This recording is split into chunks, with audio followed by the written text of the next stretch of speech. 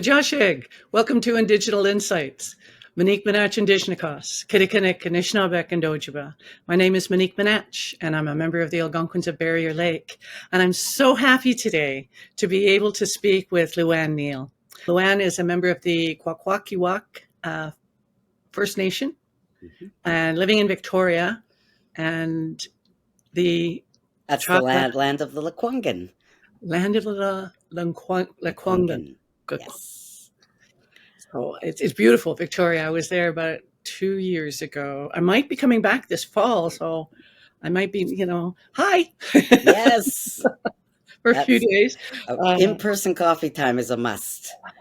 I love it. Yeah, that'd be fantastic. I love Victoria. It's so beautiful. It is. It's such a beautiful city. It's growing very quickly, but still retains its beauty. And thankfully, we haven't gotten overtaken by lots of skyscrapers. Bigger buildings going up, but it's still pretty quaint. Well, that's it. The house machine comes through and just turns everything into houses. Yeah. That's what happened in my neighborhood. Have you lived there long? I have lived in Victoria since I was 7 years old. Really? So just with a couple of stints when I went to work elsewhere for a year or two, but I always come back to Victoria. I consider it home. So I love it here. Your family's there? My whole family's here. Most of my family, even families, ended up moving to different cities, but this is our home base. Yeah, that's wonderful. Yeah. And when did you, I'm not going to say decide to be an artist, but when did you first notice your passion for visual imagery or for artwork or for that kind of expression? I actually got really interested in our traditional art forms around about when I was 7, when we first moved to Victoria. Back then, this is the early 70s. So, I guess maybe we didn't pay attention to the dangers around us, and it just didn't seem as obvious as it does to us now. But I used to go and walk down to what was called the Provincial Museum at that time. And it was about I don't know, it's probably about a 4 or 5 mile walk. But you're walking through downtown Victoria, so it doesn't seem like all that far. You can stop and have a pop break or something like that on the way. But I'd go down there, and back then the museum used to be free to the public. You could just walk in and go and check out all the exhibits. So I used to go down there and look at all of the artifacts that came from my territory. And then, and I had a real fascination with what's called the bentwood box, which is a full plank of wood that has that's kerfed in several places, steamed, and then bent, and then pegged with wooden pegs. Now, these bentwood boxes were quite a genius invention, and they've been used amongst our people for as long as we know, since the beginning of time, as we say. And they were waterproof, airtight, uh, better than Rubbermaid and all of those brands.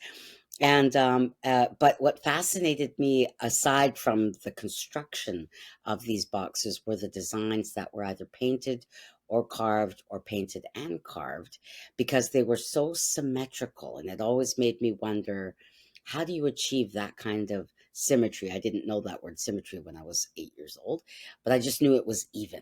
And I thought, how do you get that even? You must have to be really good at this art form. And so immediately I wanted to learn it and become that good. So pretty much through all of my elementary school and all the way through until I graduated from high school, I spent a lot of time down at that museum. And when I had a chance, I would also sometimes later in my teen years, I'd get over to Vancouver, visit Stanley Park and the totem poles there. And the entire time that I was doing all of this, I didn't realize that my grandmother was a carver, and that how many people, in fact, in my family were artists. I just didn't know it. I hadn't had a chance to talk with my aunties and uncles yet until I was late in my teens. And it wasn't until I brought up the question, do we have artists in our family? Which they all had a chuckle and went, do we have artists in our whole family is artists. So yeah, so I just and also in high school, around about grade 8, was called junior high back then. I think it's called middle school now. But we actually had in our junior high one of the first all native programs. So there was Native Social Studies, Native Art, and Native Language. There was actually three languages. The language that comes from my people, which is Kwakwala, the language of the Nuu people, which is the whole west coast side of Vancouver Island, and then the Halkamenem and Senchothan people, who comprise Victoria all the way up to Mid Island on the west side of the island, and also the Saanich Peninsula heading partially into the States and the Lower Mainland. So there were three major language groups here, and all three languages were offered in our school. So we were kind of the test subjects of the pilot program for what eventually became First Nations Studies 12 in BC. So we were very fortunate. Our art class meant that we learned all of those basics of how to design. So that's where I actually got formal lessons. And a lot of our old time carvers and artists were still around back then.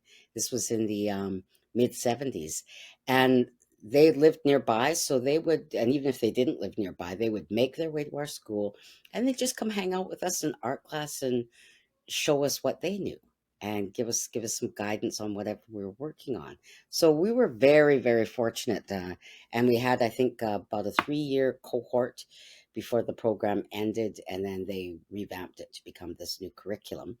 But in the meantime, a whole generation of artists grew out of that program. It's fantastic. I grew up in Toronto and nothing, Yeah. nothing.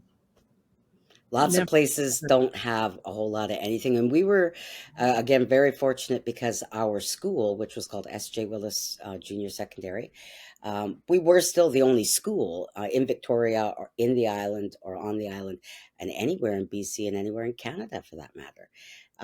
It just wasn't, I don't know why, wasn't thought about in each province's educational system to make sure that the K to 12 had some sort of Indigenous history and not the rhetoric that we now know has been fed to several generations and caused the stereotypes that we still live with today.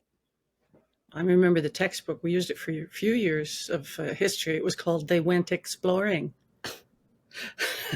They Well, went thank you for your colonial narrative. exploring, and when they turned the page, and there was an illustration of obviously a Mohawk guy snarling with a war club and a cowering, soldier. Everybody turned and looked at me. I was the only Indig in the school. Oh my There was one other goodness. kid, but he moved, and it was just me.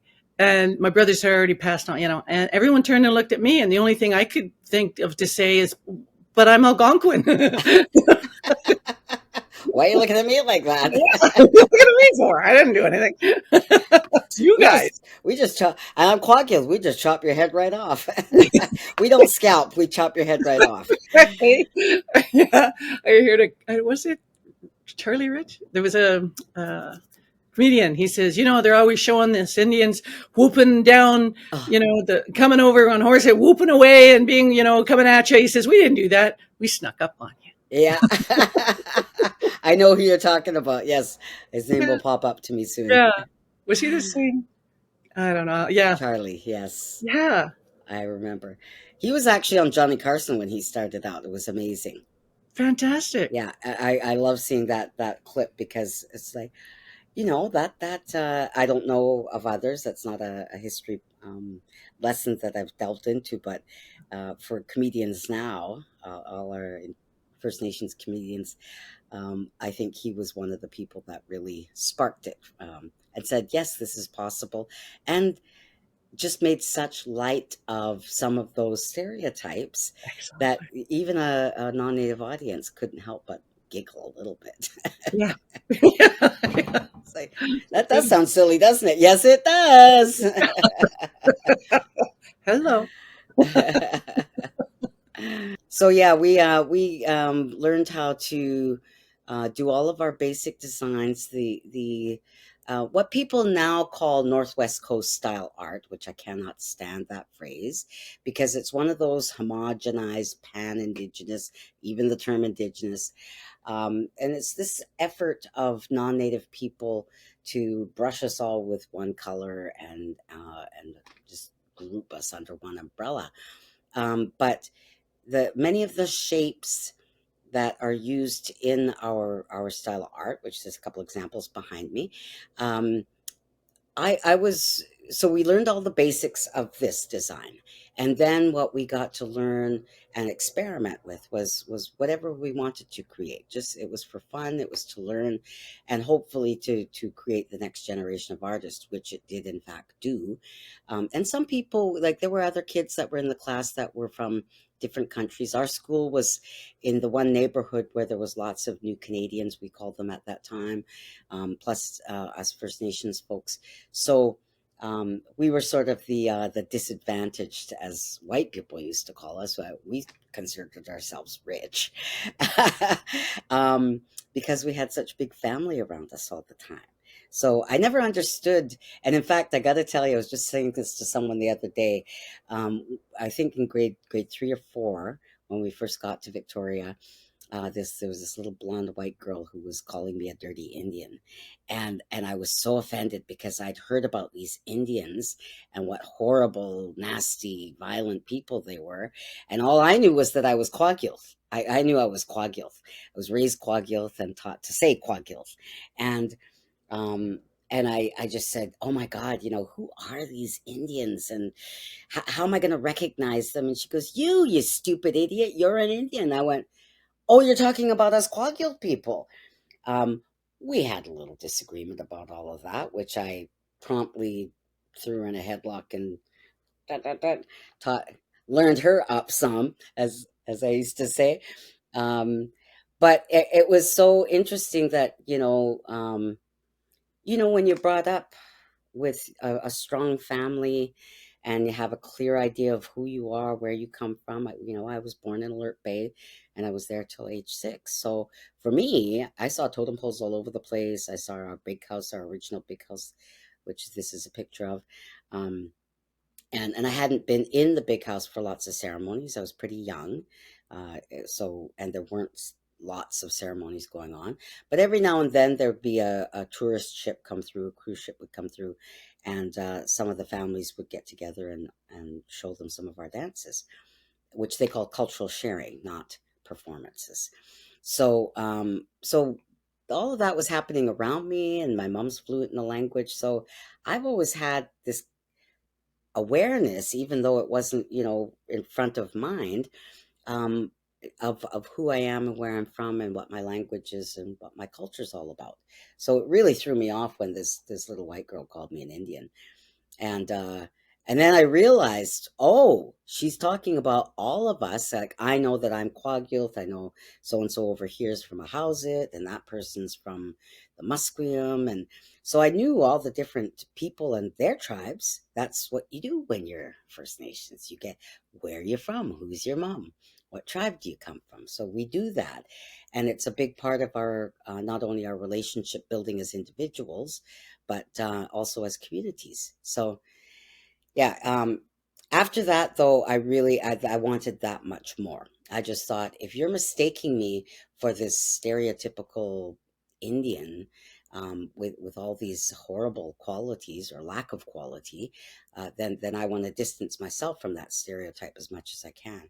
So that really, I think, just put a flame under me to learn as much as I could. I took out books and read up on them, and even as early as grade 8, when we first started our Native Social Studies class and started to learn the real history of Canada, um, I started to look at the books that were written about us by outsiders.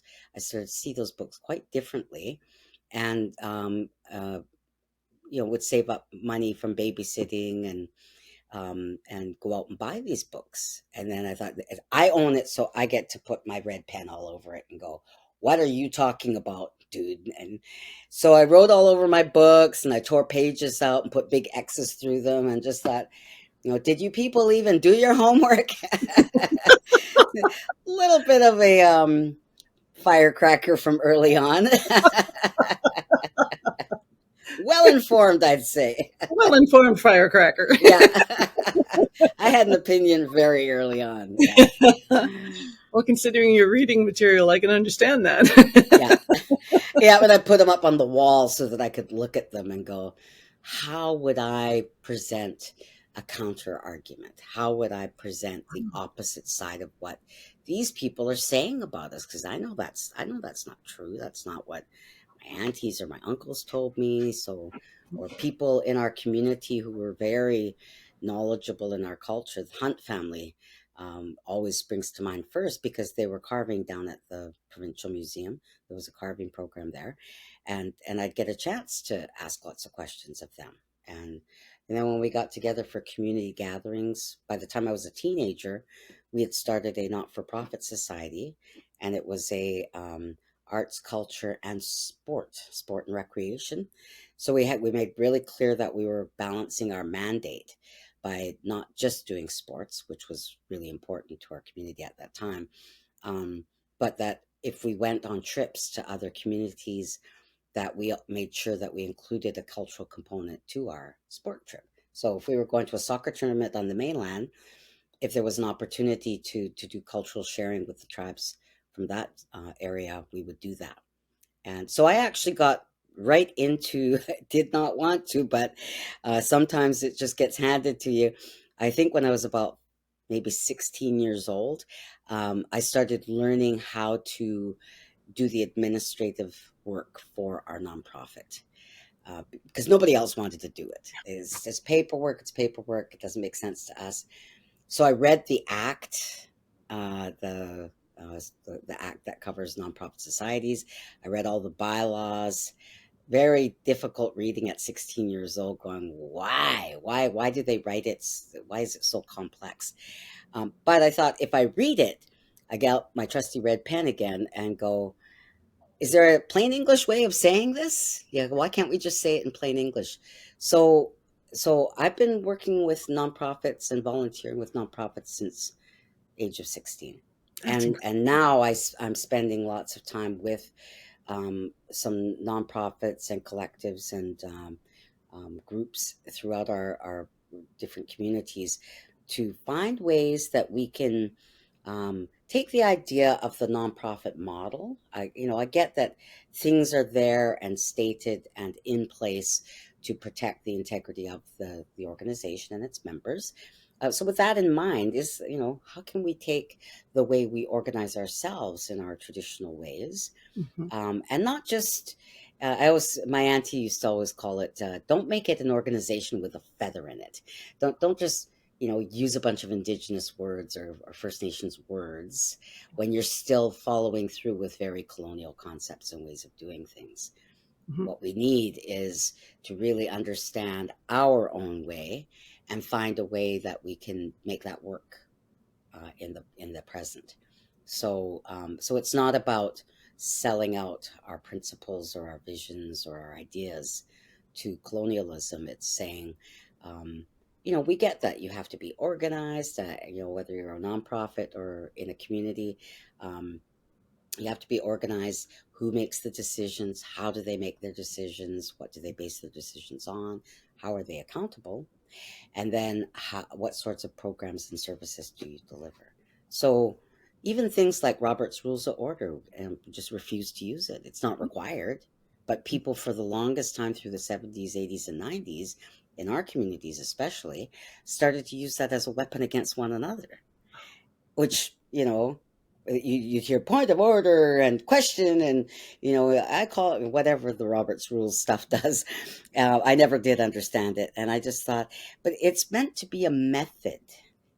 But that Roberts Rules is a very parliamentary focused method that's not suitable in mhm, communities, and it's especially not suitable in a remote First Nations community. Why would we do that to ourselves? So I'm actually working with one of the remote communities right now to come up with, um, we call it the law beats rules of order. In our language, we don't have the letter R. So the old people that want a name like Robert, they wouldn't say Robert, they'd say Lobert, Lobert, or Lobit, Lobits. So we call it the Lobits Rules of Order, I love that. and uh, and it's this movement Yeah. away from standard not-for-profit society models and ways of functioning, and doing it in a way that makes sense for our people, especially if we're including cultural activities. You can't do cultural activities with a colonial model guiding you. It has to be our governance, our ways of governing Yeah. guide us in what we do. Yeah. Yeah. Yeah, I don't sleep. Just no. That's why I'm 4 foot 11 and a half. I'm not even 5 feet. I never grew because I never slept.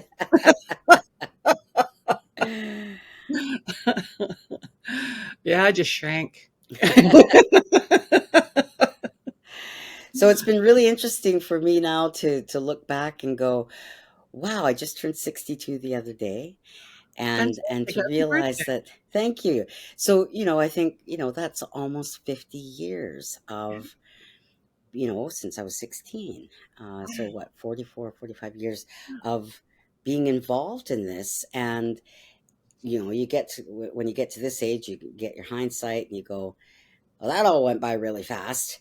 But when it was happening, it was not going by really fast, and it was especially difficult to get to a point where, as we were talking before we got onto the show today, about what is 7 years ago or whatever, 2019, when a Mhm. bunch of us did individual presentations to the Select Standing Committee on Copyright Act and the things that needed to change with that Copyright Act.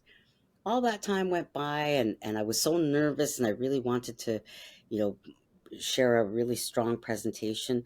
And I was so happy when that committee got done with its work, that and I read their report, and all of our recommendations were accepted and Yeah, also recommended. it was so encouraging to see everything that had been said, that they acknowledged, and there was, I saw a way through. I saw how we could, take a look at the stewardship as opposed to individual copyright, and then the election, Yes. and gone. Yeah. And then nobody could seem to pick up the portfolio and take it the next step. No. Um, it's I can see why people, as they get older, like I'm getting older, I'm getting crankier, right? Yep. I call BS at every turn, and I look people dead in the eye and go, try that again, because I've heard that rhetoric before, and I'm not buying it this time. You're going to have to give me a better answer. And then, oh, but you're so aggressive. Like, You haven't seen aggressive. you don't want to come out and play soccer against me. Let's just say that. That there you will see real aggression there. Yeah, quite the journey, and also I'm still.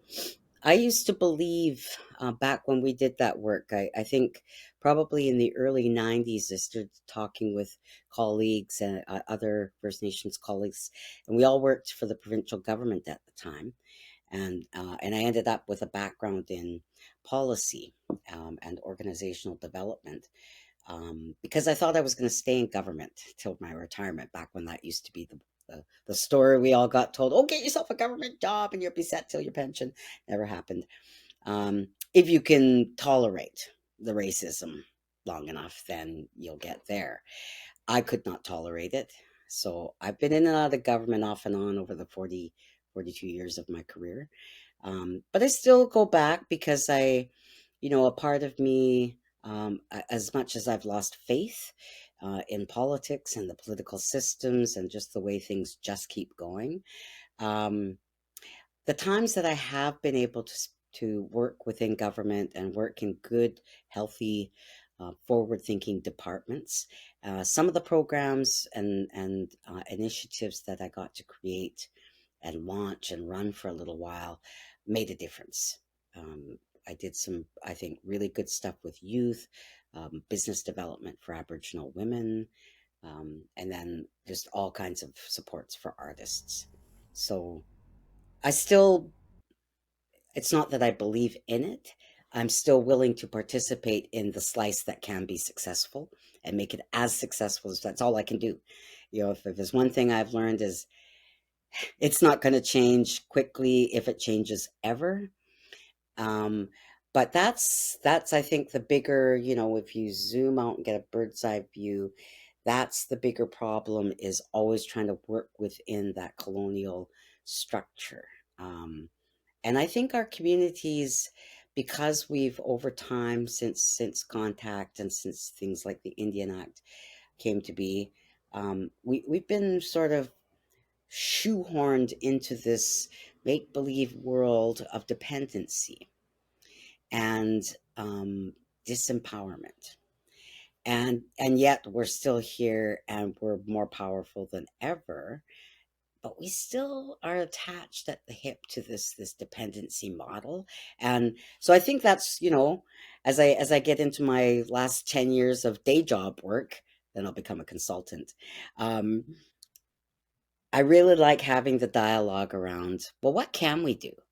I don't want to participate in ill-informed and ill-advised um, government programs that, oh, we want to reconcile. Everyone calls everything reconciliation. And I go, no, you were supposed to be doing that in the first place.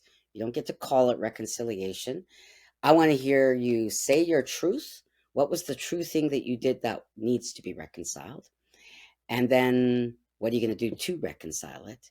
And then report back on how you did reconcile it. And I should be able to hear that from a First Nation side and from a government side. Otherwise, it's just rhetoric. It is. That's what I find. And yeah, that's what I remind people about. We're talking about reconciling. We got to talk about the truth. And until the truth is normalized within society, there's not going to be reconciliation. But once the truth is normalized, reconciliation will become organic. It'll just be a part of it because I've yet to meet someone once they really understand the history who hasn't said, wow, how do we fix that? Yeah. I mean, there are those that, yeah, wouldn't, but mostly the people I've run into have said, like, how do we fix that? Yeah. Yeah. Or what can I do? And I actually found that with when I was talking a few months ago, it was a film festival, and I think I went to see a film about that touched on repatriation.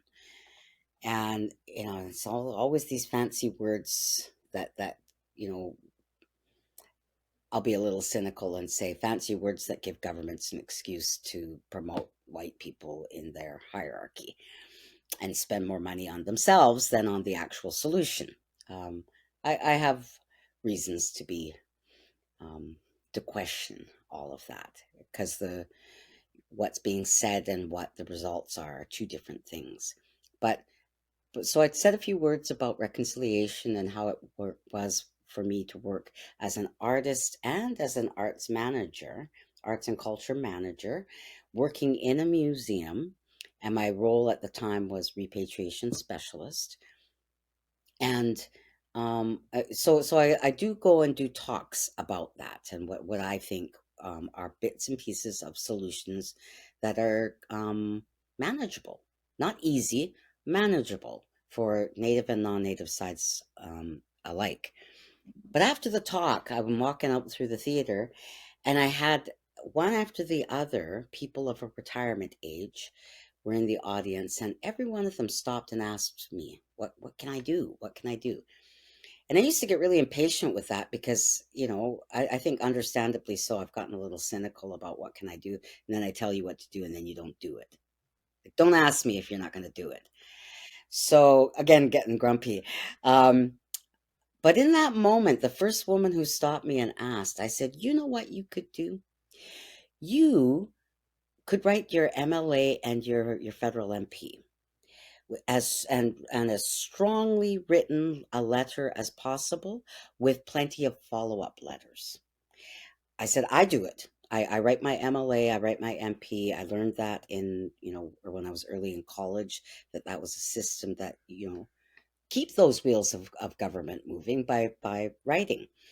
And I said, "Now I write all the time, but they don't listen to me because I'm First Nations, and there's that way of thinking that just tosses aside any of our concerns or minimizes or dismisses whenever we express a concern. They don't feel accountable to us, but you. I said they feel accountable to you. So if you say something, maybe we'll get somewhere. I don't know. Let's experiment and try that out. And the woman went, she was like, I feel kind of sad because on the one hand, you're right. Yes, I do have the right as a citizen and should be doing that. But to realize that they wouldn't listen to your letter, but they would pay attention to mine is kind of, she said, makes my heart sink. And I said, but that's where you and I, on the ground, citizen to citizen, can work together. I said, I don't like it. I don't like the fact that politicians don't take me seriously because I'm considered an Indian. Um, but that's where I think the ideas around allyship and just good relations, the idea of good relations with your neighbors and those in your communities. If we're all trying to create healthy, happy communities, then we can all play a role in that. My cynical side goes, I don't know why I have to spoon feed that to you, given the Yeah, privileged place that you're sitting in right now. But I can set that aside and go, the most important thing, even though I'm really cheeky and getting grumpy, I still have to take care of the fact that I have numerous nieces and nephews and yes. grandnieces and nephews, and I don't want them to have to go through the experiences I've had to endure. And if it means that I have to hold my tongue for a couple of conversations and not be cheeky, I'll wait until I go see my cousins and then we'll be cheeky together. That's right. It is hard though. Yeah, that's a great response. I think if you don't mind, I'm going to start telling people that because I get that too. People coming to me, well, what can I do? Well, I say you can educate yourself, you know, but writing their MLA or writing their MP, I think is a really good response. And I think I'm going to start using it. And Yeah. you know what? When I was early in government, so like 1991, one of the jobs, I think I was called a admin assistant or research assistant at the time, and one of my jobs was when the letters go into the minister or to the MLA for the provincial side, um, it always gets sent down the ranks to the lowest ranking person. That was me, and it was my job to read the letter, highlight and make some notes about what this query was about, and then go and do some research and find out about the topic matter. So if they were writing about, back then it was the BC Treaty process because it just got started in 91, 92. And so people were writing their MLAs very concerned, worried that the Indians were going to force them off their land, and and then they'd be sent back to Europe or something like that. It was really weird times. Um, so I would go and get all the research, and then I would draft a little bit of a briefing note, 2 pages, that just bullet got to the point. And then I'd send it back up the line, and somebody in probably the um, correspondence unit would then draft a response, and the minister or the MLA would then get a look at it and decide if they were going to accept this version of the letter, and they'd sign the bottom, and off it would go. So being the person who ended up doing the research to respond to these public inquiries, I learned a lot, and um, and then I've turned the tables and went, so if I wrote, then some junior admin person, I know where this letter's going. I know the research they're going to have to do because I had to do it. So I thought that was a terrific insight that I could use to my advantage and just share with people, because the average citizen doesn't know. That's what happens to your letter. It's not like the minister sits there from 12 till 4 reading your letter and answering it. There are staff who handle it, and good staff will have to do a good, thorough job. They have to present both sides of any topic, and offer the minister a gracious letter in return, without making too many promises, of course. But the important thing, I think the biggest lesson was, it creates a paper trail. It creates a paper trail and a document history that now I can look back on some of the letters I wrote in the early 80s and go through the archives of those ministries here in the BC archives. If I wanted to find letters that I wrote, if as long as they kept them, which they're supposed to, I'd be able to find it and say, I've been writing about this since 1983, and I would like some answers now. I don't know what kind of thread I could, or no coffee for you. Have your coffee machine taken away. That's right. Your coffee privileges are gone. Yeah, they're gone.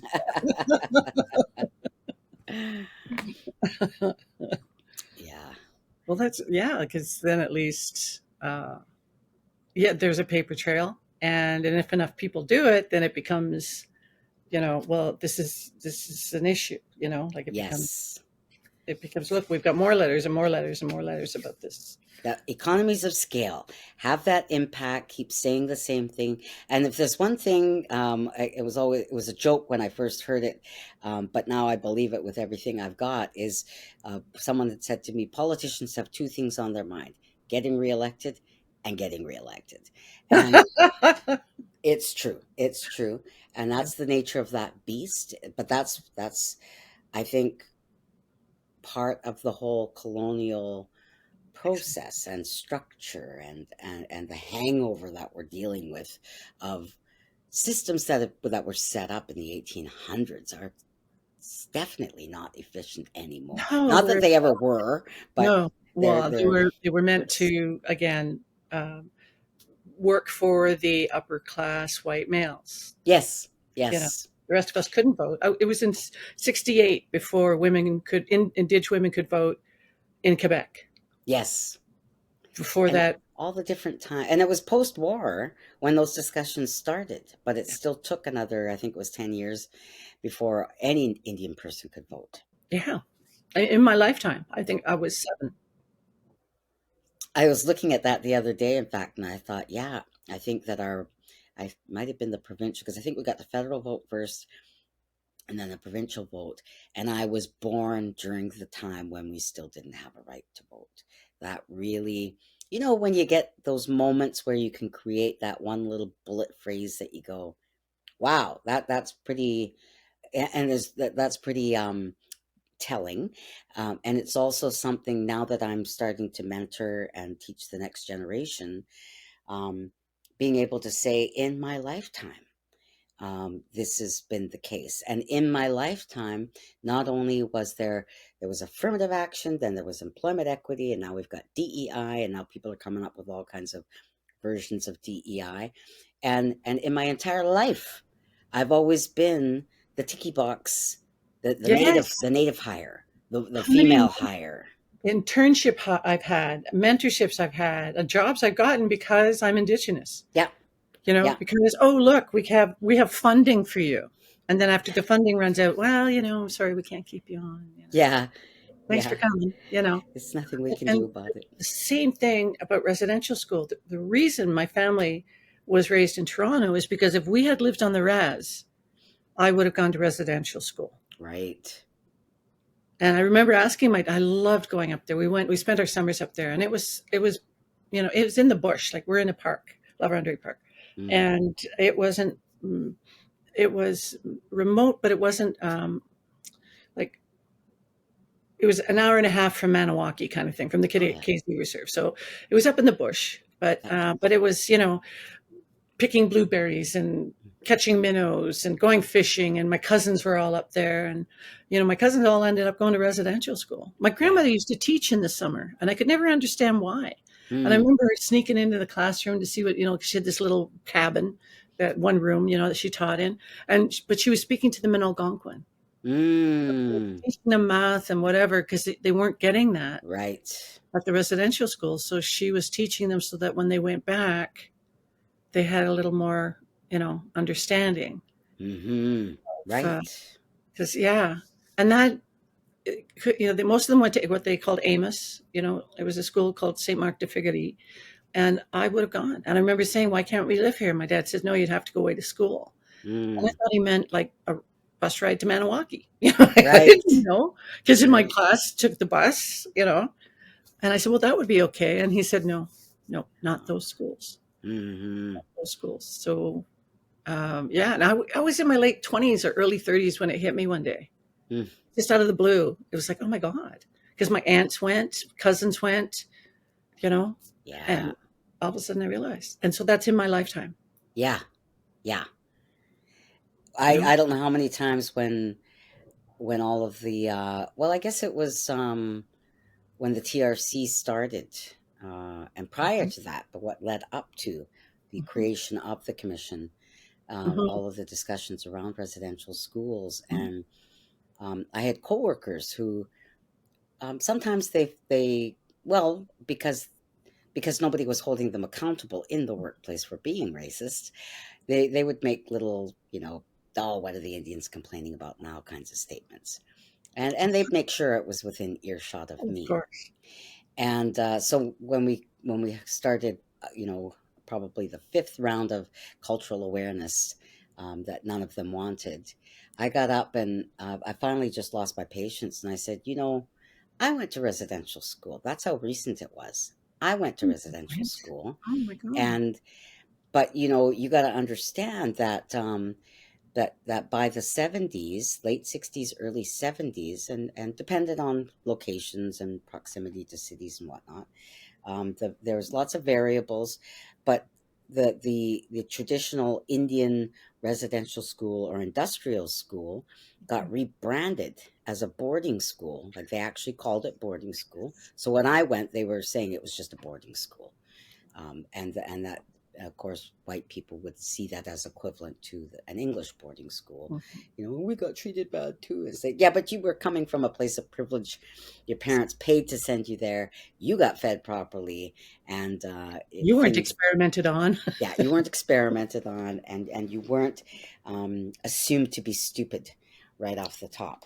And so when we went, we stayed at the actual residential school building where they used to have the schooling, classrooms right there, in an adjacent building. But for us, we were put on a bus every morning and brought into town into the public schools, which is a whole other kind of nonsense, and a whole other kind of, I don't know. It's just this really insidious. Um, I called it like stacking the stereotypes on the stereotypes, because I went to this elementary school. I think I was in grade two at the time, and so we got tested to make sure that our English and math and all the basics, that I was functioning at that level. Well, I was already a good grade ahead in my learning because I had three older sisters. And every day they came home from work, I'd be, teach me what you learned, teach me what you learned. And I want to learn how to write. I want to learn how to read. So my sisters were very patient with me Mhm. and taught me everything as they were learning it. So by the time we left Alert Bay, I already knew how to read and write and had done quite well in math. So they were shocked, these teachers, when they tested me, and I came out from a grade two, operating at a grade three, four level. And they in right in front of me had this discussion. But she's Indian. Oh my How could that even be possible? And I told them, my sisters, I got three older sisters. They teach me every day. I don't think they heard a word I said. And then in the end, they said, we're going to have to keep you in grade two because you're just too little and you'll just get picked on. And I thought, so you don't do anything about kids that are bullies? Yeah, yeah, exactly. By who? What's wrong with you people? What I was reading in the books was not what I was seeing in real life. So I think I've always grappled with rhetoric. Yeah. So you had to stay at the residential school, but they bussed you into a public school? Yeah. Wow. Oh yes. So then it was all every morning. You'd get all the other kids watching you pull up in your bus, and then you're the Indians who are coming from that horrible place, And the white kids in town already had a really bad attitude towards us, and all the name calling and stuff like that, and regarding us as stupid, and as people to stay away from because we might have bugs or fleas or something. They were the things I remember. I just think it's a good thing I don't remember every single thing, because it made me bitter enough for a long, long time just with the stuff I remembered. Yeah. And then to get into my 30s and 40s and be working in government and have these denialists, um, claiming that we were probably just exaggerating. I just thought there isn't a way other than dragging your carcass into a reality like that, making you experience it, and then seeing if you feel the same after you get beaten and kicked around and malnourished, and that you can't sleep at night because you don't know what's going to happen. So that unsafe feelings, um, I don't think most Canadians can begin to understand. Uh, and I wouldn't, and that's the really hard thing, is I wouldn't want anybody to No. feel the way we felt. But they have to know, so that, like everyone says, so we don't, so that same, not we, so the same mistake doesn't happen again. And unfortunately, we seem to be heading right down the path to hell again. In my community, they still don't have a high school. And in Quebec, high school starts in grade 7. So these little kids, they're what, 13, 12, 13? They either have to go, they go to Kittigon-Zibi if they're lucky and they have family there who they board with, or they go to Maniwaki and they have to board with a family, whoever they are, or they go to Val-d'Or and they have to. So these kids, like they won't make it past grade 8, grade 9, like, you know, and then they come back and there's nothing there. There's no work. There's the band office, the school that goes to grade 6, and the health center. And of course, all the staff there are brought in. And the teacher, well, there's one or two that I know of work at the school, but that's it. So there's no employment. There's no future. There's no. Yeah, it's so crazy, and I think this is, to balance off all of that energy. What I've really appreciated in my career is that I was really determined to stay within arts, culture, and language. Yeah. Um, as an artist, and then having the other side of my brain being very policy driven, it's probably the weirdest combination. People go, how can you be an artist and a policy analyst? And I like, don't ask me how, I just know. Just do And I just sort of stumbled into it. So but I really appreciate it, because I got tired of listening to people say, I'm sorry, it's not our policy, dot dot dot. And I'd go, can I see your policy? Can I just see it? I mean, I'm taking public admin at university right now, and it just happens that we're looking at how policies are written and how you go about writing good policy, because good policy is not a be all end all, no. or and should never be used to weaponize, and prevent people from um, exercising their rights. So yeah, when I, something as simple as I went to Staples and bought a whole bunch of office supplies, that several, about $300 worth of stuff, and I pulled out my status card. And this particular Staples wasn't on reserve lands, but there was one north of us in Duncan that is on reserve lands, so you can use your status card there. And what they told me, though, the last time I was in Duncan, they said you can actually use your status card anywhere as long as you have an on reserve address, which I did. So I go there, and this little teenager says, "I'm sorry, it's not our policy. We don't give tax exemptions to you people." And I went, "You people?" I said, "You know what? I'm not even going to get into it with you, little girl. Go and get your manager right now." And then the manager came down, and we had it out for half an hour over a simple thing as, your other store told me, your Yeah. store told me. So when they absolutely refused to take the taxes off, I said, well, you know what? I'll just go drive to Duncan then, because I don't like your attitude. I'll be talking to your head office about both of your attitudes and the inconsistent application of your policy. And I asked to see your policy, and you couldn't produce it. but you like to throw that word around. Hmm. And it's just want you to know that there is a difference between policy, procedure, and practice. Yeah. They should align, but you don't get to whack me over the head with something called a policy when you don't actually have a policy. Exactly. And for corporations to be able to behave in this way and just arbitrarily deny constitutionally entrenched Indigenous rights. Yes. Yes. Quebec, nowhere in Quebec. I live in Ottawa, right? Nowhere in Quebec. I stopped asking. I just don't shop in Quebec anymore. Yep. Yep. I just go to, I shop in Ontario. I don't, because they know we don't take it. We don't take it. Nobody will take it. And while they're looking down their nose at you, oh yeah, like, there, I got you, you Indian. Yeah, and in Maniwaki, which is on Kitigan ZB land, it was built right on the lands that were set aside for the KZ Reserve.